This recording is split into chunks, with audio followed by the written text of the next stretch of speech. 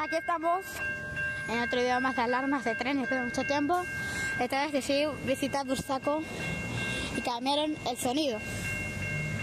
Antes era como una campanita, no sé si se acuerdan en mi video. Ahora lo cambiaron para un autocontrol, no sé.